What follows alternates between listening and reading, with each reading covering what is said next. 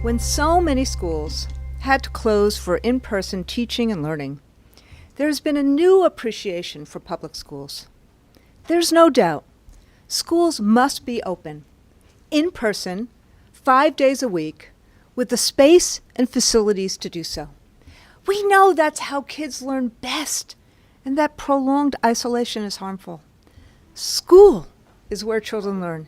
It's where they work together and play together. It's where they form relationships and learn resilience. It's where many children who otherwise might go hungry eat breakfast and lunch. Parents rely on schools too, not only to educate their kids, but so they can work. We must also put into place the supports to help students recover. Imagine working with parents to advocate for upgraded school libraries with high-speed Wi-Fi and multilingual literature, or upgraded ventilation systems, or mental health services for students and staff. And we must reimagine teaching and learning to focus on what sparks students' passion, what builds confidence, what nurtures critical thinking, and brings learning to life, so all children have access to the opportunities that give them the freedom to thrive.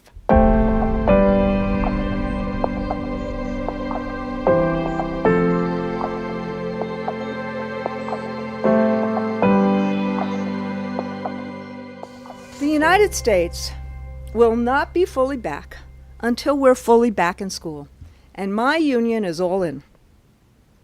The AFT does a back-to-school campaign every year to engage members, but this year our campaign is Back to School for Everyone. We are dedicating $5 million for this unprecedented effort. We'll still connect with teachers and school staff, but we'll also reach out to families and communities about the value of children returning to school in person. Mitigation measures create trust. So does collaboration. So here's an idea. Every school should have a committee of school staff, parents, and where appropriate, students to plan for and respond to safety issues.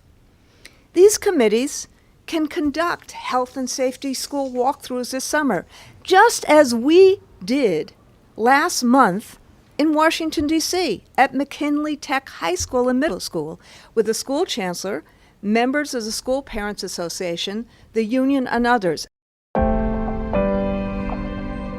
Here's another idea. Let's integrate the best practices for both health and learning.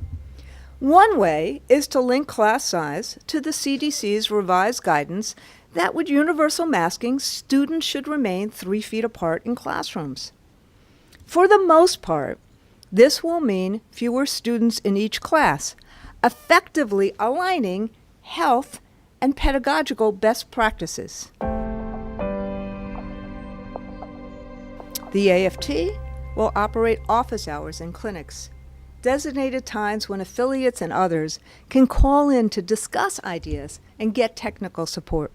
And we hope to have parents and superintendents with us in this effort.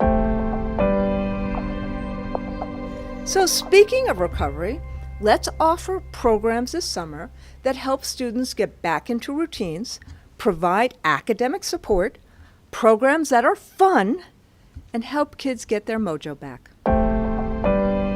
Community schools can help organize much of what I've talked about today. These schools are hubs of well-being and support for children, families, and communities. They partner with nonprofits and local government and businesses to meet a host of needs. And you know what is a great way to teach science, civics, music, and art? Project-based learning. Students show what they know as they progress through a unit, not simply take a test at its conclusion. How many years have we lamented the teacher shortage? Is there really a shortage of people who would consider teaching? Or is there a shortage of respect, support, autonomy, and funding so students and teachers can be successful? And of salaries befitting our profession? I think we know the answer. So, with all these staffing needs, it's really painful to hear people say, We better not use the rescue plan funding for staff because what will happen when it goes away? Or if it goes away? Stop. Just stop. Let's use this money as a down payment. Let's give our kids what they need. We have an opportunity to rethink accountability and assessment.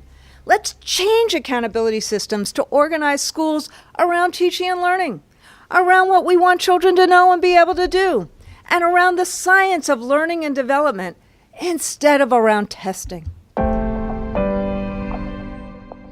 This may be the most important thing I say today. We must do this for all children. The United States must do what we've never done in our wonderfully diverse society: fully enable all children to reach their heights, to prepare them for college, career, civic participation, and life.